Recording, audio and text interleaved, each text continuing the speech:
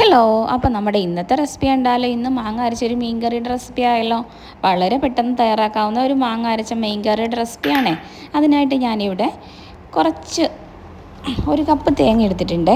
ആ ഒരു കപ്പ് തേങ്ങ, ഒരു മാങ്ങയുടെ ഒരു പകുതി പീസ് എടുത്തിട്ടുണ്ട്. നമ്മുടെ പുളിക്ക് ആവശ്യമായ മാങ്ങ എടുക്കാം.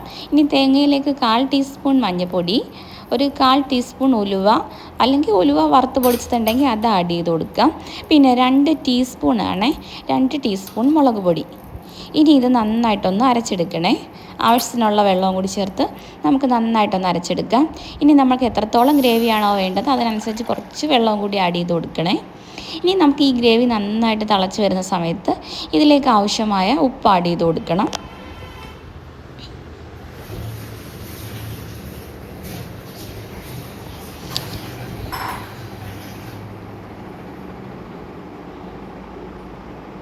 ഞാനിപ്പോൾ ഇതിന് പുളിയിലേക്ക് പച്ചമാങ്ങയാണ് കേട്ടോ ആഡ് ചെയ്ത് കൊടുത്തത്. നിങ്ങൾക്ക് വേണമെങ്കിൽ കുടംപുളി ആണെങ്കിൽ കുടംപുളി ആഡ് ചെയ്ത് കൊടുക്കാം, അല്ലെങ്കിൽ പിഴുപുളി ഉണ്ടെങ്കിൽ അത് ആഡ് ചെയ്ത് കൊടുക്കുക കേട്ടോ. ഈ സമയത്തേക്ക് ഉപ്പ് നമ്മൾ ആവശ്യത്തിന് ആഡ് ചെയ്ത് കൊടുക്കുന്നുണ്ട്. 3 പച്ചമുളക് ഒന്ന് നെടുകെ കീറിയത് ആഡ് ചെയ്ത് കൊടുക്കുന്നുണ്ട്. ഇനി നമുക്ക് കട്ട് ചെയ്ത് വെച്ച മാങ്ങയാണ് ഇട്ട് കൊടുക്കുന്നത്. ഇതാണ് കേട്ടോ നമ്മുടെ മെയിൻ ഇൻഗ്രീഡിയൻസ്. ഇനി ഇതൊന്ന് തിളച്ച് വരുന്ന സമയത്ത് നമുക്ക് കഴുകി വൃത്തിയാക്കി വെച്ച അയില മീനാണ് കേട്ടോ ഞാൻ ഇന്ന് കറി വെക്കാനായിട്ട് എടുത്തിരിക്കുന്നത്. അപ്പോൾ അത് ഓരോ പീസായിട്ട് നമുക്കതിലേക്ക് ഇട്ട് കൊടുക്കാം.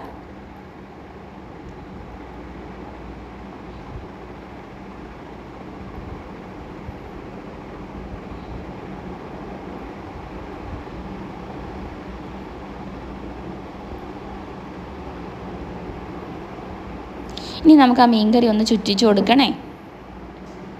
ഇനി ഞാനിതിലേക്ക് നല്ല പച്ച കറിവേപ്പിലയാണ് കേട്ടോ ഇട്ട് കൊടുക്കുന്നത്.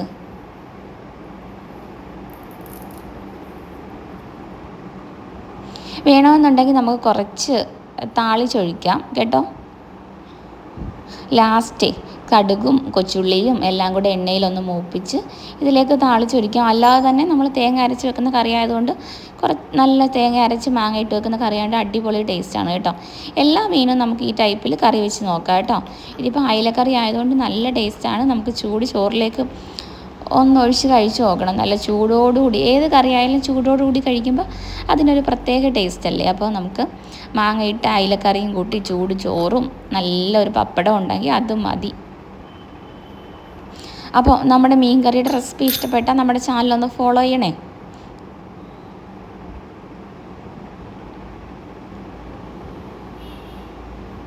മീൻകറി കുക്ക് ചെയ്തുകൊണ്ടിരിക്കുന്ന സമയത്ത് തന്നെ നമുക്ക് തലേ ദിവസത്തേക്ക് വേണ്ട മീനൂടി കിട്ടിയിട്ടുണ്ട്. ഇന്ന് നമുക്ക് നമ്മുടെ നാട്ടിൽ ഇതിന് ചെങ്കലവ എന്നാണ് പറയുന്നത് കേട്ടോ. ആ മീനാണ് കേട്ടോ കിട്ടിയത്. അപ്പം നമ്മുടെ മീൻകറി ഏകദേശം റെഡിയായി വന്നിട്ടുണ്ട്. നമുക്ക് ചൂട് ചോറിൻ്റെ കൂടെ കഴിക്കാം.